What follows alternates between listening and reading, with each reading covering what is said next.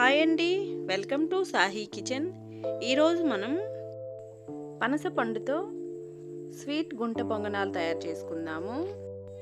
వీటిని ఒక్కసారైనా ట్రై చేయండి, టేస్ట్ అయితే అద్దరిపోతుంది. చాలా చాలా బాగుంటాయి. ఇప్పుడు ప్రాసెస్లోకి వెళ్దాం. అంతకన్నా ముందుగా వీడియోకి ఒక లైక్ చేయండి. మీరు లైక్ చేసి వీడియోని చూడడం వల్ల ఎక్కువ మందికి చేరుతుంది కాబట్టి ప్లీజ్ లైక్ చేయండి. కొత్తగా చూస్తున్న వాళ్ళైతే ఛానల్కి సబ్స్క్రైబ్ చేసి సపోర్ట్ చేయండి.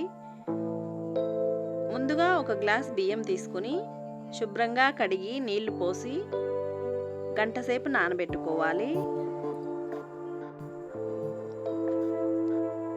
ఈ విధంగా నానిన బియ్యంని నీళ్లు వంపేసి ఇప్పుడు మిక్సీ జార్లోకి వేసుకుందాము. సమ్మర్లో మనకి పనసపండు చాలా ఎక్కువగా దొరుకుతుంది కాబట్టి ఒకసారి ట్రై చేయండి.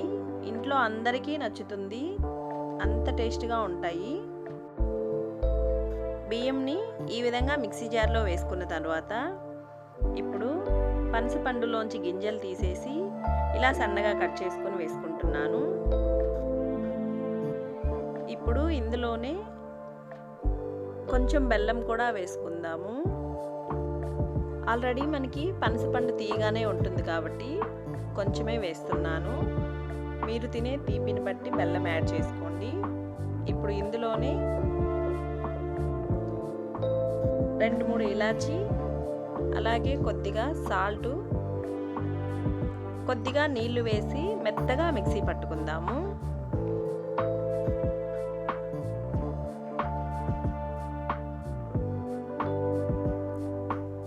చూసారు కదా, ఈ విధంగా మిక్సీ పట్టుకుని ఇప్పుడు ఒక మిక్సింగ్ బౌల్లోకి వేసేసుకుని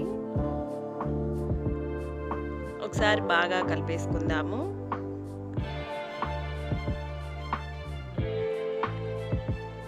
చూడండి, ఈ విధంగా ఉంటే పిండి మనకి సరిపోతుంది. ఇప్పుడు మనకి పొంగడాలు వేసుకోవడానికి పిండి రెడీగా ఉంది కదా, పొంగడాలు వేసేసుకుందాము. స్టవ్ పైన పొంగడాల పెనం పెట్టి పెనం వేడెక్కిన తర్వాత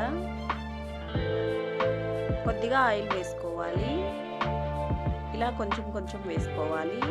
ఇష్టం ఉంటే నెయ్యి కూడా వేసుకోండి, చాలా బాగుంటుంది. ఇప్పుడు మనం ముందుగా కలిపి పెట్టుకున్న పిండిని కొంచెం కొంచెంగా వేసేసుకొని వీటిని లో ఫ్లేమ్లోనే కాలనివ్వాలి.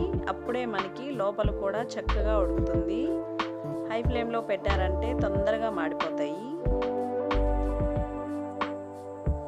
ఈ విధంగా వేసేసుకున్న తర్వాత ఒకవైపు కాలిన తర్వాత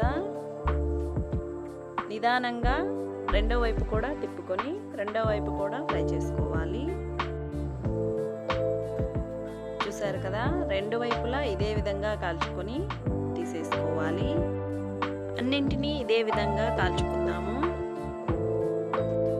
అంతే అండి, చాలా సింపుల్గా పనసపండుతో గుంట పొంగనాలు ఎలా తయారు చేసుకోవాలో చూశారు కదా. అయితే తప్పకుండా మీరు కూడా ట్రై చేయండి. ఎలా వచ్చిందో కమెంట్లో చెప్పండి. ఈ వీడియో మీకు నచ్చినట్లయితే ప్లీజ్ వీడియోని లైక్ చేయండి, షేర్ చేయండి, సబ్స్క్రైబ్ చేయడం మాత్రం మర్చిపోకండి. వీడియో చివరి వరకు చూసినందుకు థ్యాంక్ యూ.